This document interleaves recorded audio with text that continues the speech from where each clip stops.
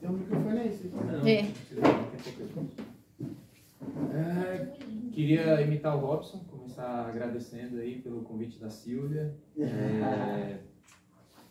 Acho que não é todo mundo que sabe, alguns que me conhecem de muito tempo acho que sabem disso. A Crash foi o lugar onde eu renasci e é muito importante para mim esse lugar. Acho que o cristianismo que eu acredito, a forma como eu entendo a sociedade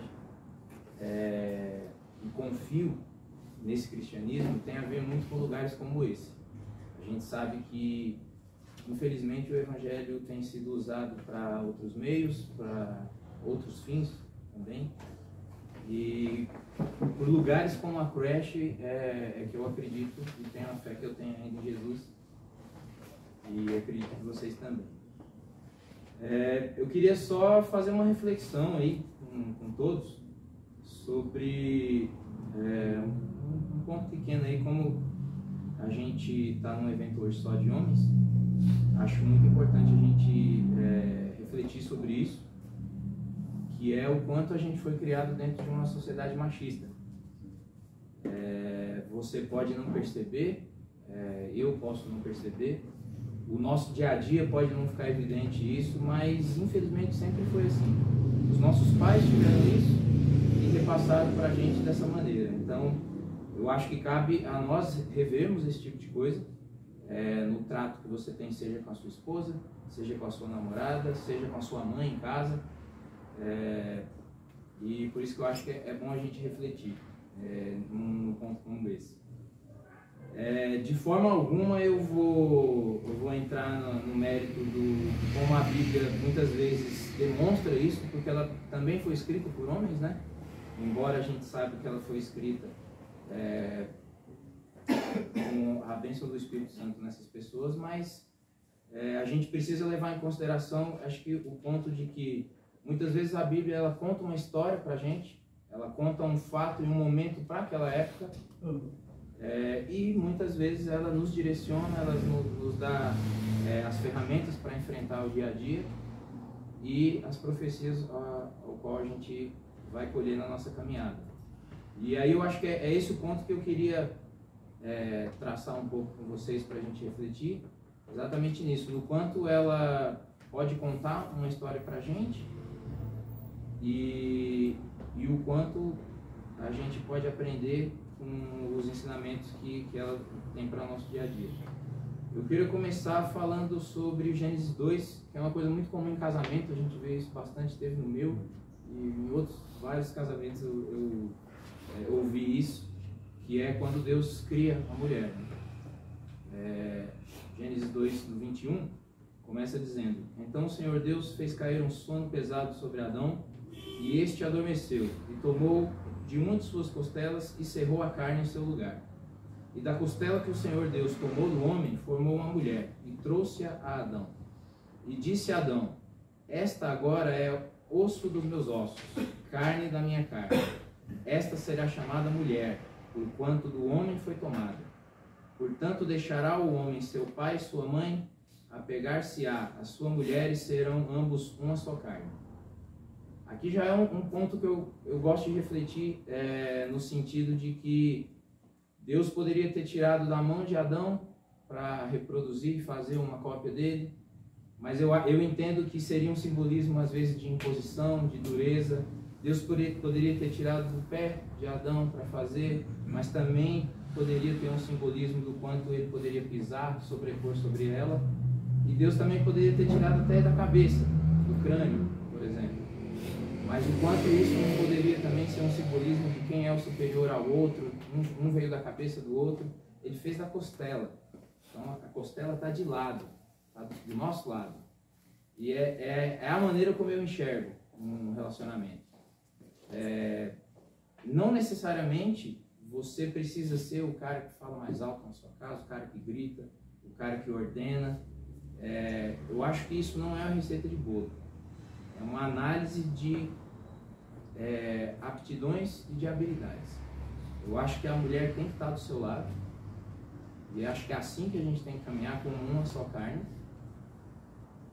E como eu falei sobre você que dá a última palavra, eu sou o cabeça da relação. Não vou entrar nesse mérito nos pontos em que a Bíblia cita isso, e ela deixa isso claro em muitos momentos, sobre a submissão feminina, em muitos pontos. Não vou entrar nesse mérito, mas eu só queria que a gente refletisse que, principalmente para o nosso dia a dia, numa sociedade onde hoje a mulher tem um espaço muito mais equilibrado em relação a trabalho, deveria até ser mais, que a gente sabe que ainda ocorrem muitas desavenças em relação a isso, muito preconceito, muito salário diferente para funções parecidas, mas hoje ela é um pilar fundamental na renda de uma casa também. Pode não ser a de todas, pode não ser na sua, pode não ser a do seu pai, mas no geral na sociedade é isso. Ela ocupa um espaço ao qual ela deveria ocupar mesmo. E acho que a gente tem que ter essa reflexão nisso, em relação a isso. O fato de Eva ter sido feita pela costela de Adão, eu entendo que tem a ver com essa igualdade, essa cumplicidade. E acho que é assim que tem que caminhar. Tem que ser uma parceria.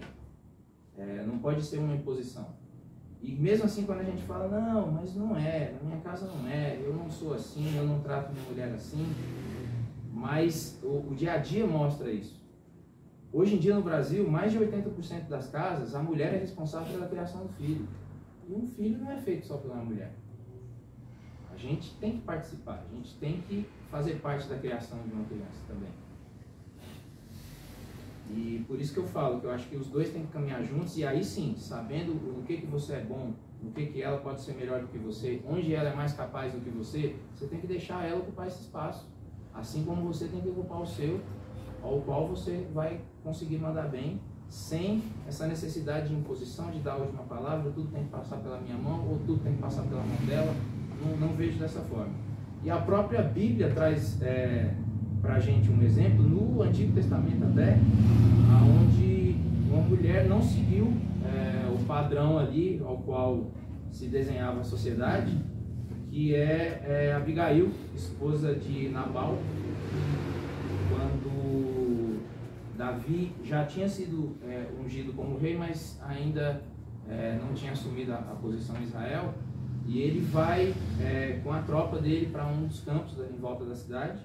E o costume da época era que quando a tropa chegava no local, obviamente ela controlava em relação a possíveis furtos que aconteciam, ela protegia o local, ela acabava usando do espaço em relação à água, em relação a algum animal do campo. E era de costume que o dono da região recebesse aquela tropa, cedesse uma água, uma comida, um alimento para eles. E foi isso que Davi tentou fazer com Nabal.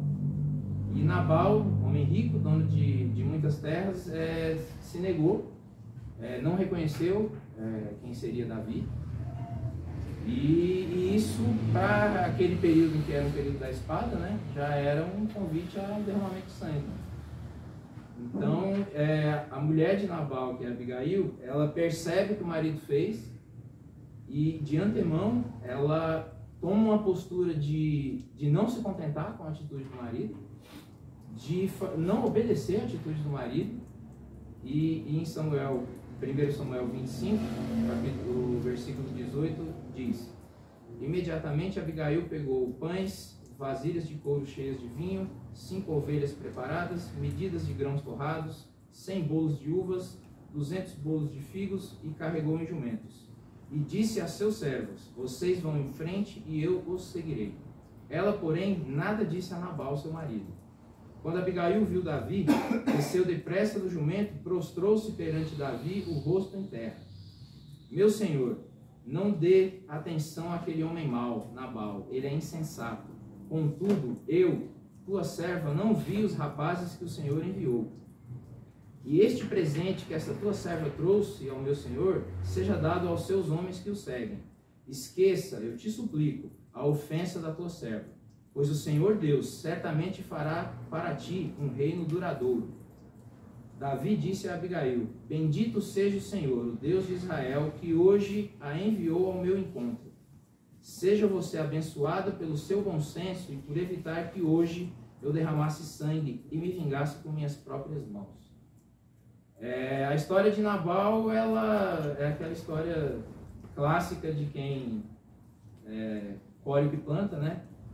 E nessa mesma noite ele faleceu num banquete em casa, se empanturrou, e aí pelo período a gente não tem a definição da Bíblia do que ocorreu, mas conta do falecimento dele. E Abigail se tornou uma das esposas de Davi após esse fato. Então é um exemplo para mim muito claro do quanto a mulher tem que ocupar o lugar ao qual ela acha que ela deve ocupar.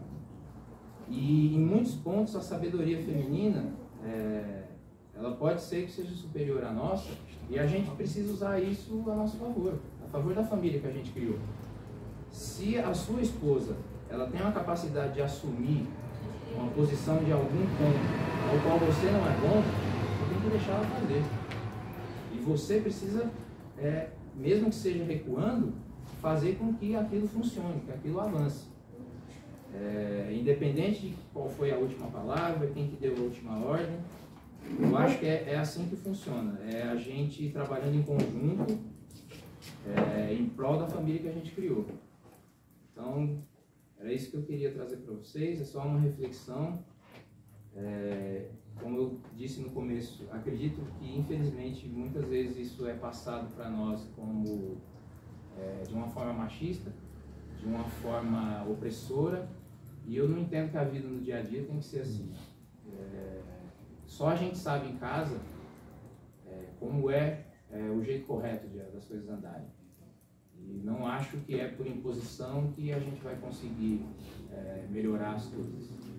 Então, era isso. Eu queria agradecer mais uma vez aí a Silvia, que me pediu para estar aqui. Vocês me desculpem, eu não sou evangelista, não sou palestrante.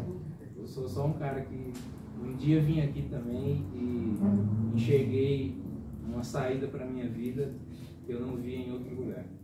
E gêmeo do Consa. Não sou gêmeo do Fábio. Mas é muito parecido. Contra o ciclo governo. Isso é sinal de que a comunhão dos nossos pais está um dia. O Fábio não pôde vir hoje, mas acredito que amanhã a gente já está junto. Eu também tenho que descobrir depois de 35 anos. Né? Ainda estou para descobrir, então, se a gente tem. Não sei comigo foi possível. Acho que ele não é meu irmão assim, não. Eu queria que a gente pudesse orar um pouco, baseado nessa reflexão aí. Vocês me dão licença, se puderem abaixar a cabeça e fechar seus olhos. Senhor Deus, nosso Pai, obrigado por essa reunião tão importante. Obrigado pela oportunidade de conversar com os irmãos. Que o Senhor possa abençoar a vida de cada um de nós. Que o Senhor possa colocar em nós o melhor que possamos atribuir por essa reunião. E que a gente saia daqui diferente, Senhor. Que a gente saia daqui mais alimentado, mais firme na Sua palavra, com uma fé fortalecida. Que nós possamos ser seres humanos melhores, irmãos melhores, pais melhores, maridos melhores, enfim, homens melhores. Que o Senhor abençoe a vida de cada um.